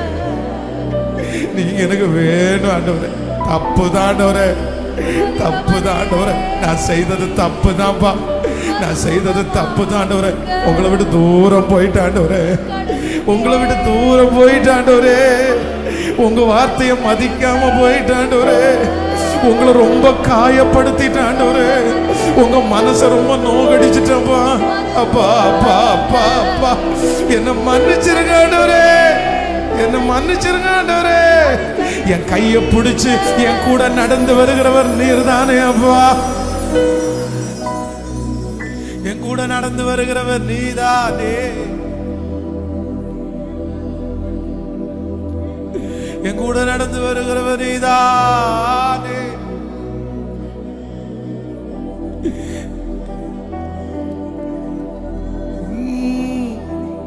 என்னமெல்லாம்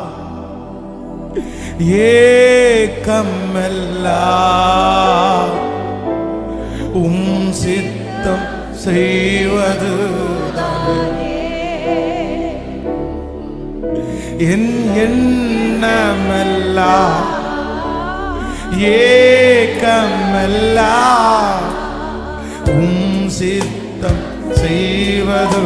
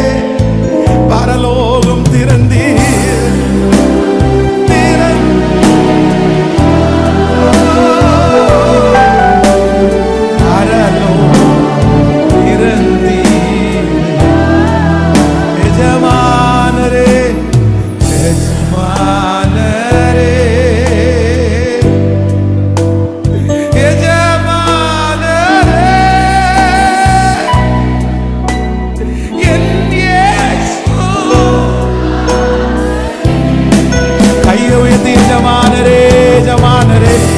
எஸ், பாடுறவங்க பாடு, ஜெபிக்கிறவங்க ஜெபிங்க.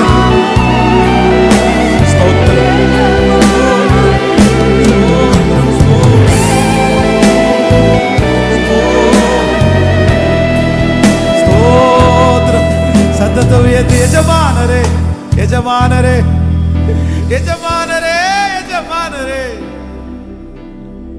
எஜமானரே எஜமானரே எஜமானரே எஜமானரே எஜமானரே எஜமானரே எஜமானரே எஜமானரே. அப்படியே கண்களை திறந்து பாருங்கள். ஸோ புது வருஷத்துக்குள்ள கடந்து போறதுக்கு முன்னாடி இந்த ஃபர்ஸ்ட் டே எல்லாரும் ஒரு தீர்மானம் எடுக்கணும். ஏன்னா நான் மனம் திரும்பாம என்ன வேணாலும் இருக்கட்டும், ஆனா மனம் திரும்பாத ஆண்டவர் கண்டிப்பா அற்புதம் செய்ய முடியாது. என்னுடைய ஆண்டவர் வந்து பாரபட்சம் உள்ளவர். சொல்லுங்க, பாஸ்டர் வேணா சொல்லலாம். இப்ப பாருங்களேன், நீங்க வந்து ஒரு தப்போட வர்றீங்க, நான் கண்டுபிடிச்சிட்டேன், எனக்கு தெரியுது, பட் நீங்க வந்து நிக்கிறீங்க, நான் உங்களை சபிச்சு அனுப்ப மாட்டேன், நான் உங்களை தட்டி கொடுக்கலாம், சரி பரவாயில்ல அப்படின்னு சொல்லலாம். ஆனா நம்முடைய ஆண்டவரை பொறுத்தவரை அவர் யாருன்னா, அவர் பரிசுத்தமுள்ள தேவன். அவர் அதுல மட்டும் என்ன பண்ண மாட்டாருன்னா, இல்லப்பா அதுல நான் வந்து ஒத்து போக முடியாதுப்பா. அதனால இன்னைக்கு போய் வீட்டில் உட்காந்து நாளைக்கு திரும்ப ஈவினிங் இந்த 2வது நாள் சுத்திகரிப்பு ஜெபத்தில் அட்டன் பண்றதுக்கு முன்னாடி நீங்க வந்து மனம் திரும்புறதுக்கு உங்களை ஒப்பு கொடுங்க.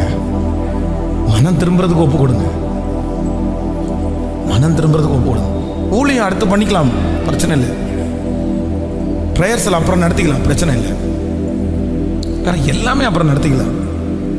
அதெல்லாம் யாருக்கு வேணாலும் நடக்கும், யார் வேணாலும் செய்யலாம். மேடையில் இயேசு குறித்து யார் வேணாலும் சொல்லுவாங்க.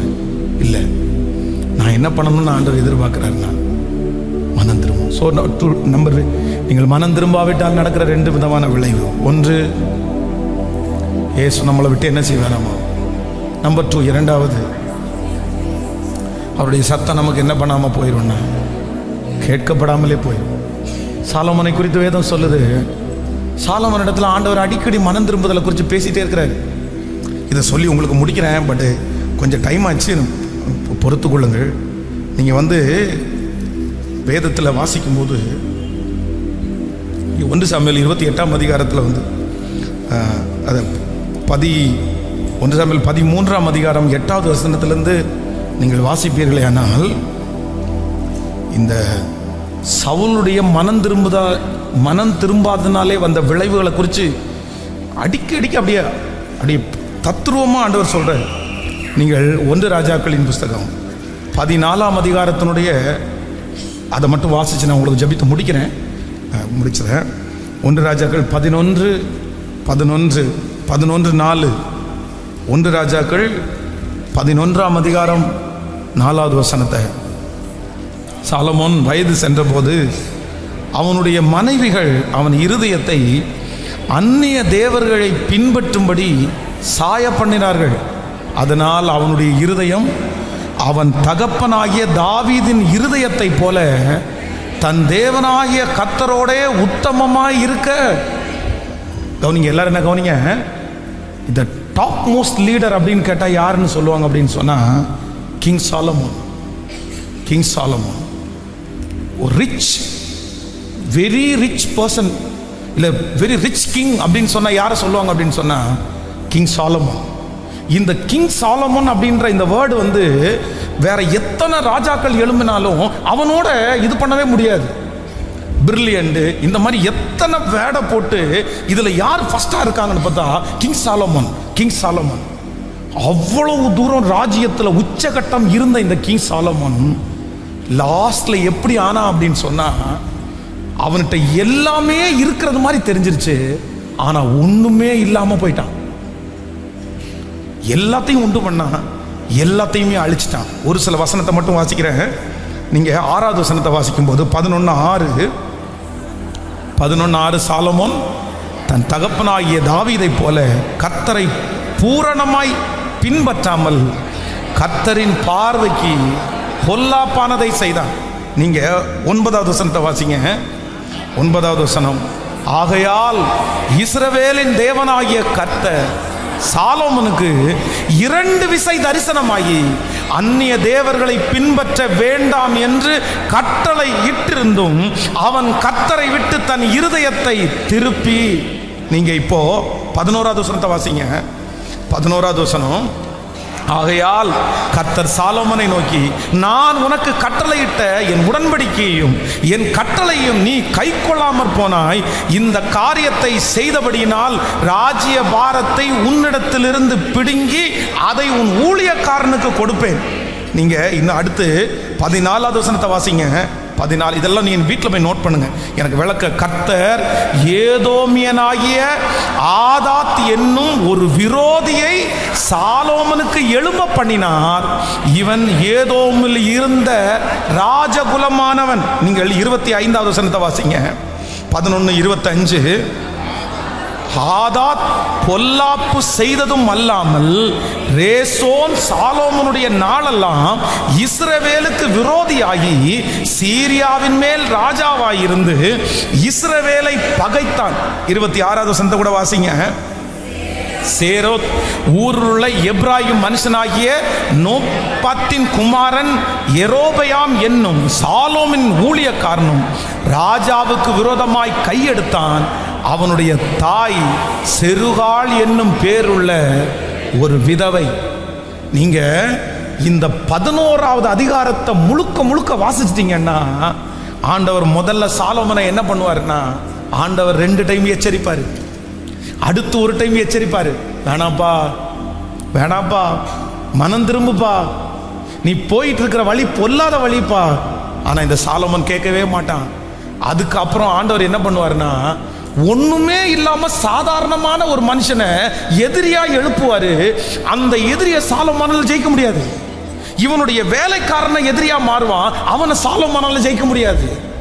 அவ்வளவு தூரம் டாப் கிங்கா இருந்த இந்த சாலோமோன் கடைசியில் ஒரு துணியை பிச்சு 10 பங்கு தனியா கொடுத்துட்டு ஒரே ஒரு துணி அவன் கையில கொடுத்து, இதாப்பா இனி உனக்கு நடக்கும் அப்படின்னு சொன்னதுக்கு அப்புறம் கூட அவனுடைய வாழ்க்கை மாறவே இல்லைங்க, மாறவே இல்லை. தேவனுடைய பிள்ளையே, கர்த்தர் இல்லாம வருகிற ஆசீர்வாதம் பூதாகரமா தெரியும், ரொம்ப நல்லா இருக்கிறது மாதிரி தெரியும், பெரிய ஆள் மாதிரி தெரியும். ஆனா உள்ளுக்குள்ள பார்த்தா இந்த எலி ஓட்ட போடும் பாருங்க, இந்த மாதிரி ஓட்ட போட்டு பொந்தா இருக்கும். இந்த பொந்து மேல காலை வைக்கிற போது என்னதான் இருந்தாலும் அது ஸ்ட்ராங்கா இருக்காது, உடஞ்சிரும் ஒரு நாளைக்கு. இதான் நம்முடைய வாழ்க்கை. பரிசுத்தம் இல்லாமல், நீதி இல்லாமல், மனம் திரும்பாமல் வருகிற ஆசீர்வாதம் எல்லாம் மேல் பூச்சில பார்க்கறதுக்கு பகட்டா தெரியும், ஆனா உள்ளுக்குள்ள என்ன பண்ணாதுன்னா ஒண்ணுமே இருக்காது. இப்போ உங்களை பார்த்து கேட்கிறேன், உங்களுக்கு ஆசீர்வாதம் 2025 வேணுமா? கர்த்தர் வேணுமா? கர்த்தர் வேணுமா? நீங்க சொல்லுங்க, நீங்க இல்லாத கார் எனக்கு வேணாம், நீங்க இல்லாத உயர்வு எனக்கு வேணாம், நீங்க இல்லாத மதிப்பு எனக்கு வேண்டாம், நீங்க இல்லாத பெருமை எனக்கு வேண்டாம், நீங்க மட்டும் எனக்கு இருந்தா போதும். நிறைவானது வரும்போது குறைவானது ஒளிந்து போகும் என்று எனக்கு தெரியும். முழு பலத்தோட இயேசுவே இயேசுவே இயேசுவே இயேசுவே,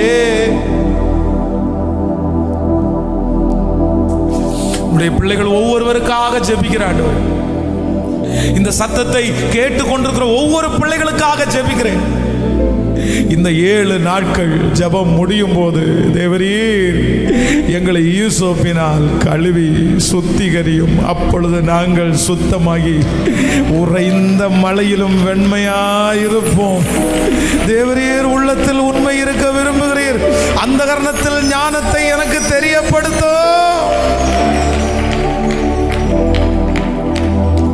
எங்களுக்கு நீங்க வேணும் ஆண்டவரே, உங்க சத்தம் எங்களுக்கு வேணும் ஆண்டவரே. எங்களை தண்டிங்க ஆண்டவரே, எங்களை பேசுங்க ஆண்டவரே. கர்த்தர் நேசிக்கிற புத்திரனை கடிந்து கொண்டு சிட்சிக்கிறார் எங்களுக்கு தெரியும் ஆண்டவரே. எங்களுக்கு நீங்க கொடுக்கிற சிட்சையை கூட நாங்க சந்தோஷமா ஏத்துக்கிறோம். ஆனா எங்களுக்கு நீங்க மட்டும் இருந்தால் போதுமானது. நன்றி. உடைய பிள்ளைகளை ஆசீர்வதிக்கிறேன். புதிய வருடம் இந்த சுத்திகரிப்பு ஜபத்தில் கலந்து கொள்கிற ஒவ்வொரு பிள்ளைகளுக்கும் ரொம்ப வெற்றியாய் மாறட்டும். ஒரே ஏரியா, ஒரே எகிப்து, ஆனால் கோசே நாட்டிலே குடியிருக்கிற இஸ்ரவேல் ஜனங்களுக்கும் எகிப்திலே இருக்கிற ஜனங்களுக்கும் ஒரு பெரிய வித்தியாசத்தை கண்டது போல இந்த ஆயத்த ஜபத்திலே கலந்து கொண்டு புது வருஷத்துக்குள்ளே நுழைகிற பிள்ளைகளுக்கு ஒரு வித்தியாசத்தை நீர் காண பண்ணுகிறதற்காக நன்றி. எங்களுக்கு விரோதமாய் உருவாக்கப்படுகிற ஆயுதங்கள் வாய்க்காதே போவதாக. இந்த 7 நாட்களும் தடையில்லாமல் கலந்து கொள்ள உதவி செய். உங்க கிருபையின் கரங்களில் தாழ்த்து. இந்த இரவில் பேசிட்டே இருக்கப்பா. எங்க பிள்ளைங்க நாளைய வாகனத்தில் போகும்போது மனம் திரும்பிட்டே இருக்கணும் ஆண்டவரே. வேலை செய்யும் போது மனம் திரும்பிட்டே இருக்கணும் ஆண்டவரே. அந்த பொல்லாத வழியை இதோட விட்டுறணும் ஆண்டவரே. இன்று கண்ட எகிப்தியனை இனி என்னைக்கும் காண மாட்டாய் என்று சொன்னீர் அல்லவா. எங்க பிள்ளைகளை பயமுறுத்துகிற, எங்க பிள்ளைகளை ஆளுகை செய்கிற, எங்க பிள்ளைகளை அப்படி வைத்திருக்கிற அந்த கார கிரியைகள் இயேசுவின் நாமத்தில் அழிக்கப்படுவதாகப்பா. உங்க பாதத்தை முத்தம் செய். எங்களை ஆச்சரியமாய் நடத்துங்க. இயேசுவின் மூலம் ஜெபம் எடுக்கிறோம் நல்ல பிதாவே. என் ஆத்துமாவே கர்த்தரை ஸ்தோத்திரி, என் முழுவதுமே பரிசுத்த நாமத்தை ஸ்தோத்திரி. என் ஆத்துமாவே கர்த்தரை ஸ்தோத்திரி. கர்த்தர் செய்த சகல உபகாரங்களையும் மறவார். நம்முடைய ஆண்டவராகிய இயேசு கிறிஸ்துவின் கிருபை, பிதாவாகிய தேவனுடைய அன்பு, பரிசுத்த ஆவியானுடைய அந்யோன்ய ஐக்கியம் நம்மனோடு மீண்டும் என்றும் சதா காலம் கூட இருப்பதாக. ஹல்லேலூயா, ஹல்லேலூயா, ஹல்லேலூயா. God bless you. ஆண்டவர் உங்களை ஆசீர்வதிப்பார்.